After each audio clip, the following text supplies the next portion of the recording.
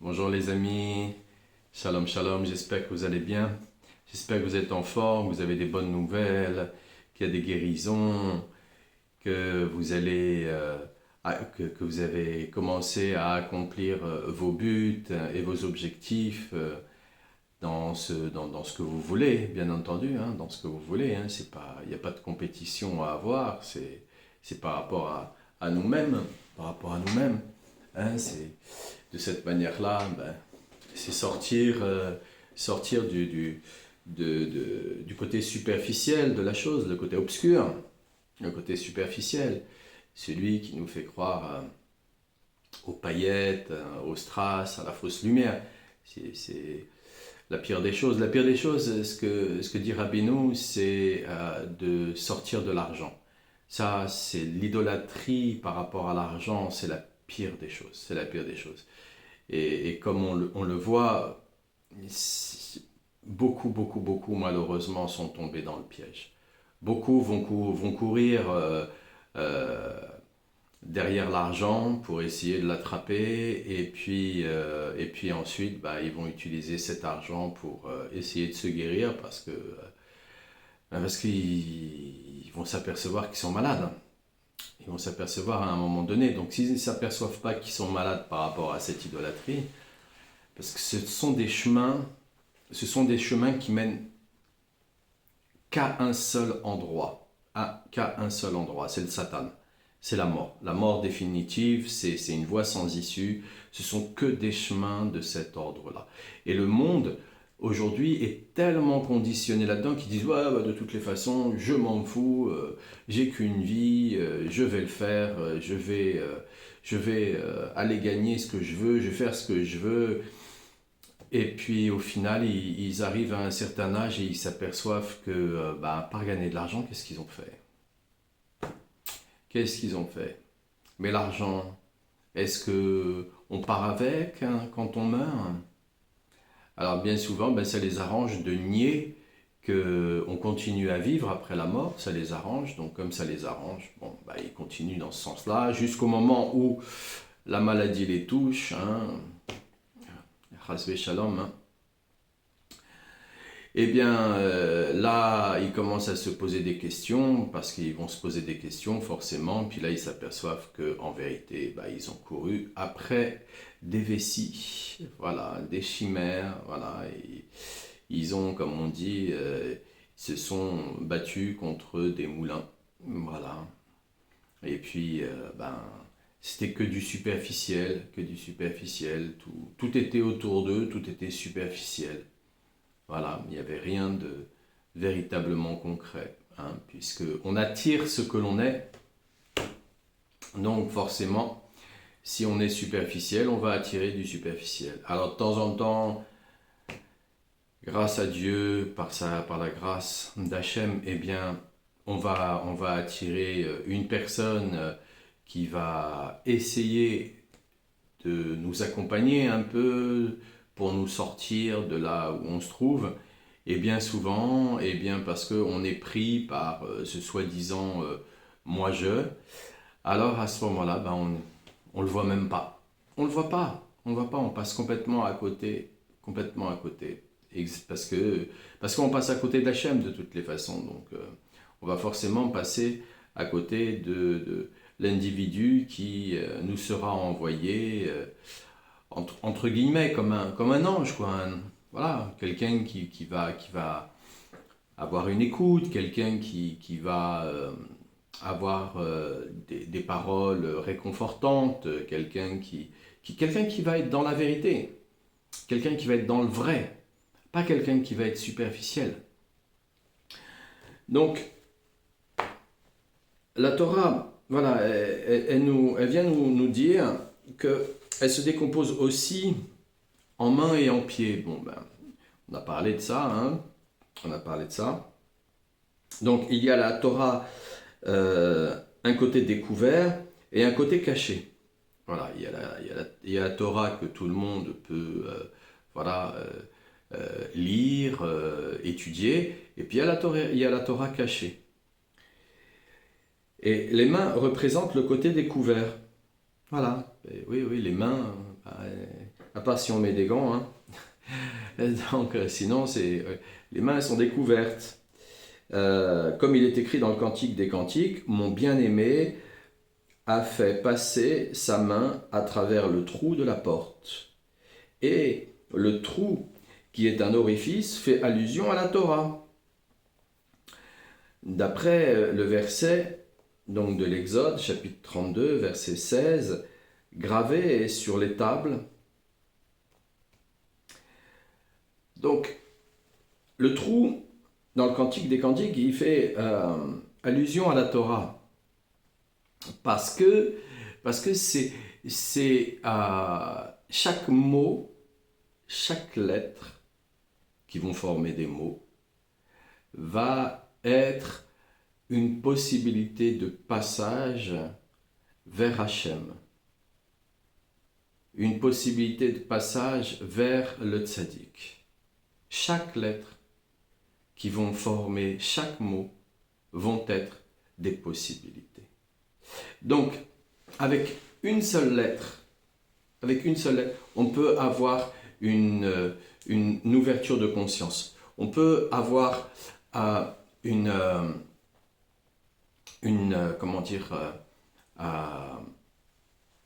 prise de conscience par rapport à la réalité dans laquelle nous sommes, par rapport à comment nous vivons, comment nous sommes, là où nous sommes.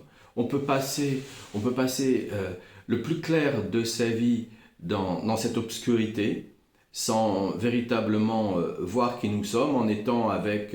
parce que il y a ce problème, c'est quand on nous dit, on doit regarder qui nous sommes. Il y a ce problème de chaque individu. Vraiment, tout le monde fait ça, On va commencer par la superficialité, c'est-à-dire qu'on va commencer par l'apparence extérieure. Quel visage on a, musclé, pas musclé, grand, petit, gros, mince, etc., etc. On va commencer par regarder l'apparence extérieure. Ça n'a strictement rien à voir. Deuxième chose, on va commencer à essayer de regarder, on va checker, on va vraiment regarder quelles sont nos pensées dirigées vers nous. Voilà, comment on se regarde, dans quel état d'esprit on est, quel état émotionnel on est. On va essayer de faire comme ça. Et là, c'est pareil, encore une fois, c'est faux. Encore une fois, c'est de la superficialité. Donc, allez lire juste une lettre de Torah, allez lire juste un mot de la Torah, et parfois, avec juste une lettre ou juste un mot, là, on va avoir une prise de conscience sur qui nous sommes véritablement. Et là, ça change totalement tout. L'aspect extérieur, il tombe totalement. L'aspect de la pensée, les émotions, ça tombe totalement. On s'aperçoit que on est totalement dans le mensonge avec les 5 sens. Totalement dans le mensonge avec les 5 sens. Donc ça tombe totalement. Et là, on commence à revenir à ce que l'on est vraiment. Alors, je poursuis parce que c'est bien de prendre son temps pour vraiment intégrer l'information, digérer aussi l'information. C'est bien aussi de prendre son temps parce que quand on court trop vite et qu'on n'a pas suffisamment de muscles dans les jambes, eh bien on tombe. C'est comme ça que ça se passe. Alors, donc gravé sur les tables, donc la Torah, allusion à la Torah dévoilée. Et les pieds représentent le côté caché de la Torah, comme cela figure dans Souka 49b, d'après le verset du Cantique des Cantiques, le 7, verset 2, tes jambes cachées. Tes jambes cachées. Car de la même manière que les jambes doivent être cachées, il y a un côté de la Torah qui doit rester caché. On peut pas tout comprendre ici. Non, on peut pas, c'est pas possible. Et c'est pas possible. Et il y a, c'est bien de rester la créature. C'est mieux. Même si il y a des individus qui ont une véritable ambition et qui veulent absolument, absolument, absolument tout comprendre, tout voir, tout connaître. Non, on grille, on grille dans ces cas-là. On grille. Non, c'est bien de rester caché, c'est bien de rester juste à sa place, à sa place de créature, tout simplement. Et l'ensemble de la Torah est désigné par le lève, hein, par le cœur. Car elle commence par la lettre bête et se termine par la lettre lamed. Le lamed or, le cœur. Non, le lamed, pardon. Il y aurait dû avoir une virgule ici. Or, le cœur est le siège du souffle. Je vais la mettre d'ailleurs.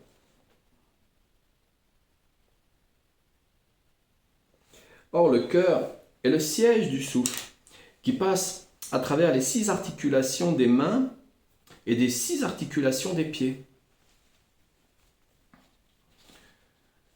Donc, le cœur, bon, il y a l'organe, hein, on sait bien, il y a l'organe en lui-même. Mais c'est pas tant ça, c'est pas tant l'organe en lui-même, c'est au cœur de chaque chose. Avoir une conscience de qui nous sommes véritablement, c'est pénétrer au cœur de nous-mêmes en dépassant l'apparence extérieure, en dépassant les 5 sens. Et là, on va être vraiment avec nous-mêmes. On va véritablement aller se regarder dans un miroir spirituel. Quand on se regarde dans un miroir spirituel, alors là, à ce moment-là, il y a quelque chose qui se passe. Et quand ça se passe, ensuite c'est terminé. C'est terminé, il n'y a plus de... Il n'y a plus de plus fort, plus faible, à gauche, à droite, en haut, en bas. Il y a plus ces choses-là.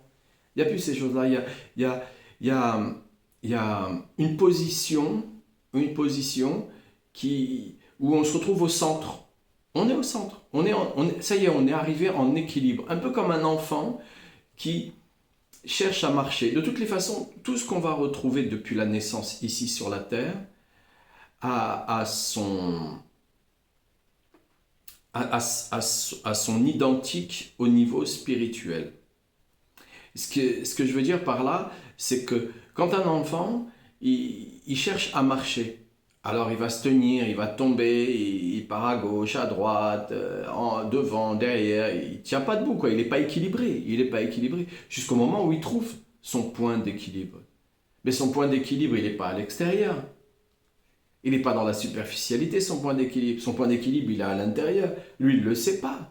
Il n'en sait rien. Il le trouve. Parce qu'on n'a pas besoin, en fait, Si on a besoin, là, qu'on en parle, à travers cette Torah, c'est juste parce qu'on est beaucoup trop malade de l'illusion. Voilà. Donc, guérir.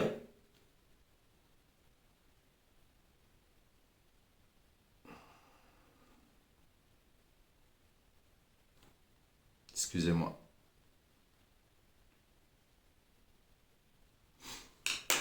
Guérir de l'illusion, c'est commencer à savoir entendre à travers les mots, à travers les paroles. D'ailleurs, un médecin qui sait faire un très bon diagnostic, il sait entendre à travers les mots. Il a ça. Un musicien qui sait jouer admirablement de la musique, il sait reconnaître les notes. Même quand on parle, il sait reconnaître les notes de musique. Parce que justement, il est arrivé dans le centre de lui-même. Il est arrivé dans le centre de lui-même. Ça ne veut pas dire que on va pas être intéressé par la vie des autres, qu'on va se fichtre de ce que les autres disent. Au contraire, au contraire. On va être encore beaucoup plus pointilleux. On va être encore plus dans l'écoute, mais c'est pas juste une écoute auditive, et c'est pas juste une écoute visuelle. Donc c'est pas juste avec les 5 sens. C'est une écoute qui vient de notre centre, qui nous permet d'être avec les 5 sens spirituels, subtils. Et donc, quand l'enfant, lui, il est là, et il fait son truc, il sait, parce qu'il est dans cette... Il est dans c'est pas un instinct, c'est parce que c'est pas du tout animal. Pas du tout animal, sinon tous les animaux seraient à la recherche d'Hachem. Mais non, pas du tout, c'est pas du tout animal. Au contraire, c'est carrément divin. Donc l'enfant, comme il a encore la fontanelle qui est ouverte, hein, c'est rare que les enfants après 3 ans ne savent pas marcher, c'est très rare. Hein, c'est certains cas assez spécifiques à chaque enfant. Il faudrait rentrer dans les détails, mais là j'ai pas le temps par rapport à ce qu'on est en train d'étudier. Mais l'enfant, il a encore la fontanelle qui est ouverte. Et comme il a encore cette partie ici là qui est ouverte, il est encore dans la divinité. La matérialité, donc le corps, il est encore assujetti à la divinité. Il n'a pas... Quand la fontanelle elle se referme, ben c'est ce qu'on dit, il a emprisonné. Il a emprisonné sa divinité. Il l'a emprisonné. Alors, ça ne s'ouvre pas de l'extérieur. C'est une position où on doit redonner le pouvoir au roi des rois. Quand on redonne le pouvoir à Hachem, donc on se soumet à Hachem, donc la créature qui se soumet au Créateur, alors à ce moment-là, le Créateur, parce qu'il voit, il reconnaît que l'individu, il est vraiment sincère, vraiment sincère. Il ne veut pas vivre autrement que de cette manière-là. Alors Hachem, naturellement, il le place. Il le replace dans son centre. Il le replace dans son centre. C'est pour ça qu'il y a plein d'individus qui essayent avec des plantes, des techniques, des trucs et des bidules.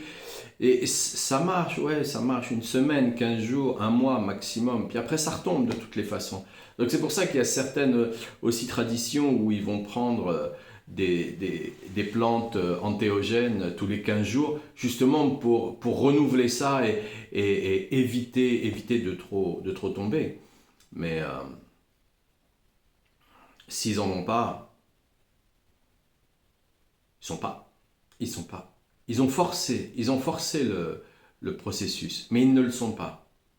Donc on le voit en fait en même temps, on sait reconnaître ça aussi en même temps, puisque quand Hachem, il nous a ouvert cette porte, hein, le Keter, il nous a ouvert la porte des rois, donc il nous a mis dans notre centre, alors à ce moment-là, il se passe quelque chose qu'on reconnaît, même dans une journée, on reconnaît quand l'individu, il va être dans son centre. Donc c'est Hachem qui le conduit, là, on sait, on le voit. Il y a des gens, vous parlez avec quelqu'un, avec n'importe qui, vous parlez avec l'ivrogne, avec le drogué, avec le rachat, pas possible, d'un seul coup il a des paroles qui sont waouh. C'est Hachem, on reconnaît, on voit. L'autre, il croit que c'est lui, puisqu'il est rempli d'orgueil, il est complètement défoncé avec ses produits, il est stupéfié avec ses produits stupéfiants, donc il croit que c'est lui. Non, c'est pas lui. C'est pas lui. Donc, dans cette balance qui se trouve là, c'est la Torah cachée. C'est la Torah cachée. C'est cette Torah qui nous dit, voilà, tu veux vraiment comprendre la vie d'Adam Arishon, d'un être de lumière. Parce qu'Adam Arishon, c'était un être de lumière, hein, il n'avait pas de corps. Hein. Le corps physique, c'est la poubelle. Et c'est pour ça qu'on recycle, hein, ça passe là et puis on recycle après. C'est pour ça, parce que c'est une poubelle, hein, c'est une usine à recyclage. Hein. Mais c'est pas le truc à honorer, à glorifier comme ils font dans le jeu des stades et dans la compétition. Hein. C'est pas du tout ça. Pas du tout ça. De toutes les façons, à un moment donné, on va honorer quoi? On va glorifier quoi? Ça descend, tout ça, ça descend, c'est normal. C'est normal. Hachem, il a mis une date de péremption sur chacun d'entre nous. Donc voilà, le plus tard possible, Razvé Shalom, le plus tard possible, que Dieu nous en protège. Voilà, c'est comme ça. Mais tout le monde y passe. Par contre, là, Adam Arishon, lui, c'était un corps de lumière. Donc quand on revient dans son centre, ça y est, il y a l'ébauche du corps de lumière qui commence à apparaître. Et après, il faut le nourrir. Ça se nourrit. Un corps de lumière, ça se nourrit. Ça se nourrit exactement comme nous nourrissons notre corps physique, hein, nous l'abreuvons, nous le nourrissons. Un corps de lumière, ça se nourrit. Ça se nourrit comment? Par des paroles saintes. Par des paroles saintes. Des pensées, des paroles. Vivre dans la sainteté. On le nourrit, on le fait grandir, on le fait grandir, on le fait grandir, on le fait grandir. C'est ça la Torah cachée. C'est ça la Torah cachée. C'est celle que il n'y a que Hachem et le tzaddik, Yesod Olam, qui peut nous conduire sur ce chemin, mais qui ne peuvent pas.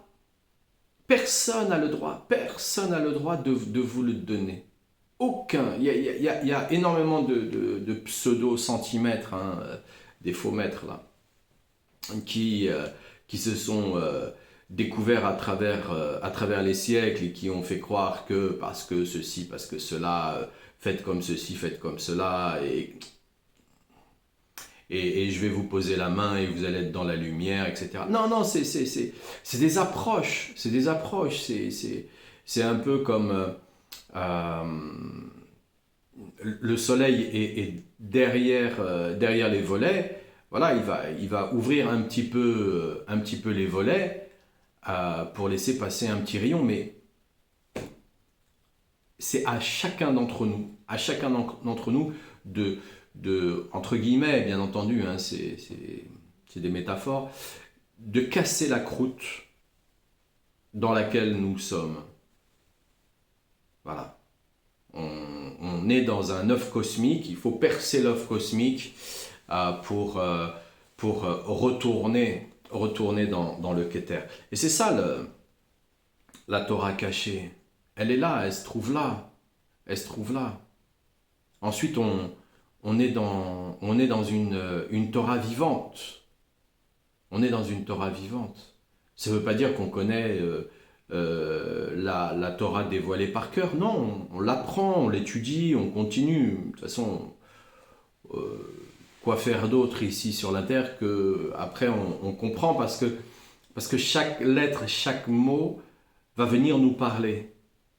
Chaque lettre, chaque mot à des jours totalement différents, vont venir nous parler. Donc, on peut, c'est pour ça qu'on a des parachas de la semaine. On peut prendre la même paracha la semaine et on peut chaque jour l'étudier. Elle va nous parler différemment chaque jour. Voilà. Et même, elle va pouvoir aussi nous renvoyer à des parachas précédentes. Et comme ça, de cette manière-là, parce que elle nous permet aussi de ne pas tomber dans l'illusion. On On a énormément de compassion parce que l'illusion, tout le monde y tombe. Et surtout, celui qui croit parce qu'il a une grosse connaissance même de Torah, il croit que, et lui, il va tomber, tôt ou tard, il va tomber. Donc que Dieu nous en protège de tout ça, parce que la Torah, elle nous oblige à entrer dans la simplicité. Parce que Hachem, il est simple. Le tzaddik, il est simple. Ça ne veut pas dire simple extérieurement, avec des vêtements simples, comme certains veulent faire croire à travers le côté bobomania et le côté spiritualité alternative et autres. Non, ou même religion. Non, pas du tout. C'est simple. Il est simple dans ses propos. Comme il dit Rabbi Nathan, un enfant de 4 ans pourrait comprendre. Donc c'est simple. C'est très très simple. Donc quand on commence à partir dans des allocutions, comment dire, tricotées avec des mots complexes et des formulations complexes et autres, qui c'est qui va comprendre ça?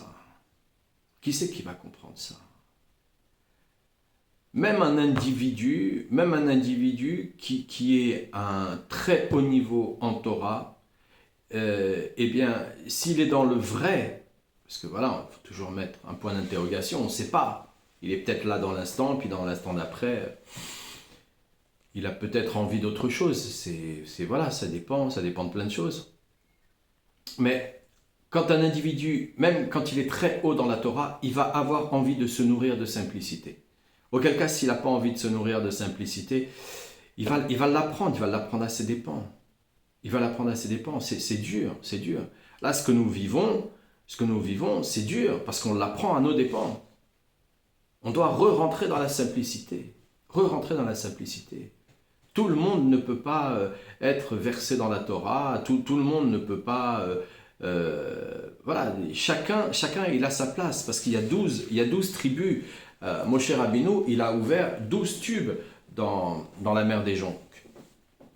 Il n'a pas ouvert en deux, non, c'est 12 tubes. 12 tubes, pour que 12 tribus passent. Voilà, parce que chacun a son travail ici sur la terre, c'est normal.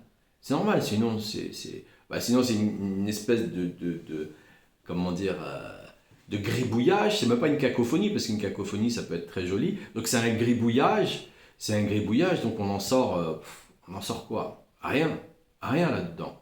Par contre, chacun a quelque chose qu'il sait faire, donc chacun en même temps va devenir le gardien de son frère. Et là, c'est beau, là c'est merveilleux. Parce que chacun se retrouvant à sa place, va se sentir à sa place, parce qu'on a besoin de lui. Chacun d'entre nous, on a besoin d'avoir, que les autres ont besoin de nous, sinon c'est pas... Sinon, on est quoi? On est individualiste. On est quoi? Capitaliste. On est quoi? Je sais pas. Ou alors, on se fait avoir et on a cru aussi au communisme. Donc, tous ces trucs-là qui finissent en iste. Il y a même les kystes d'ailleurs. Alors, c'est pas très réjouissant tout ça. Donc, non, on a besoin. Un homme, il a besoin de sa femme, une femme, elle a besoin de son homme, un père, il a besoin de ses enfants, les enfants, ils ont besoin de son père, une mère, elle a besoin de ses enfants, les enfants, ils ont besoin de sa mère. Voilà, on a besoin. Auquel cas, on n'est même pas en équilibre. On est écrasé par terre, on est au sol, on est éclaté par terre et on ne le voit même pas. On voit même pas qu'on est en train de ramper. Alors quand on est versé autant dans la Torah dévoilée que la Torah cachée, on a autant les mains que les pieds. Voilà. Donc c'est ça qui donne l'équilibre. Quand on voit comment on appelle ça, un funambule, eh bien un funambule, il va mettre les mains comme ça, ou alors il va prendre une barre, il va la tenir. Voilà, il va utiliser ses mains et ses pieds pour être en équilibre. Exactement la même chose. Tout ce qu'on va retrouver ici, eh bien, comme je disais tout à l'heure, tout ce qu'on va retrouver ici, comme on disait tout à l'heure, tout ce qu'on va retrouver ici sur la Terre, hein, c'est une approche du monde spirituel. Tout, tout matériel va être une approche du monde spirituel. Une chemise, c'est spirituel. Un micro, c'est spirituel. Tout vient d'Hachem. Tout vient d'Hachem. Nous, on n'a rien inventé. Il n'y a pas d'invention. Il n'y a pas d'invention. Il n'y a pas d'invention. Non. C'est que Dieu nous en protège. C'est le malin. Il invente. Il invente des trucs. Mais non. Donc les amis, je vous souhaite une excellente journée, plein de bonnes nouvelles, plein de chants, plein de danses, plein de joie, la simra, toujours la simra, il faut aller la chercher en soi. Ça c'est un truc, il faut aller la chercher. Et puis, refouach lema pour tous les malades, les amis. Hein. Et moi je vais lire le Tehillim, on est mardi.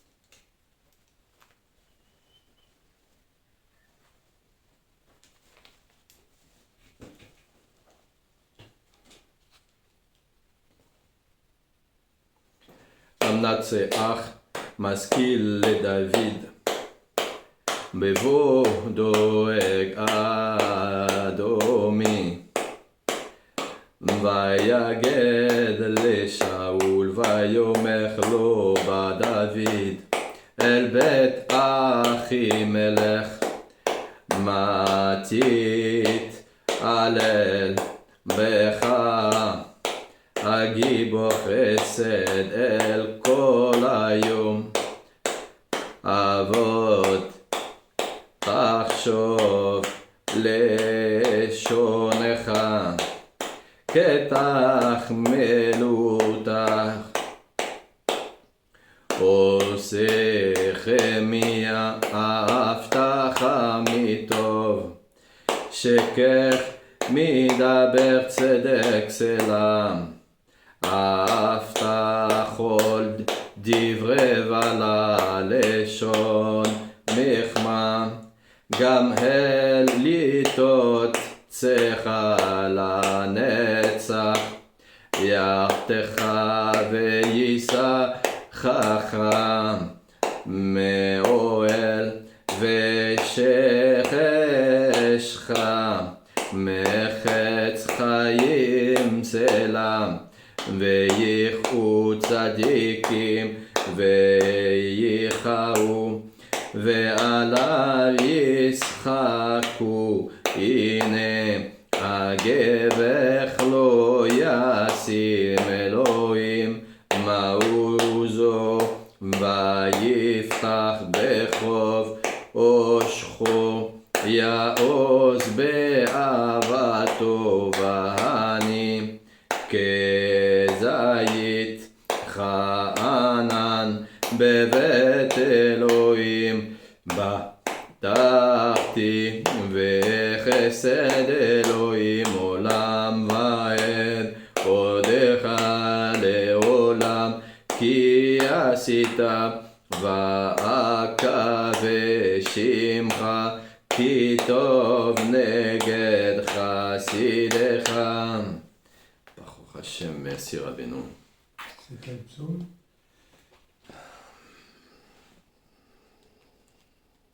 Voilà. Eh bien, les amis, je vous souhaite une excellente journée et que Dieu vous protège, que Dieu vous bénisse.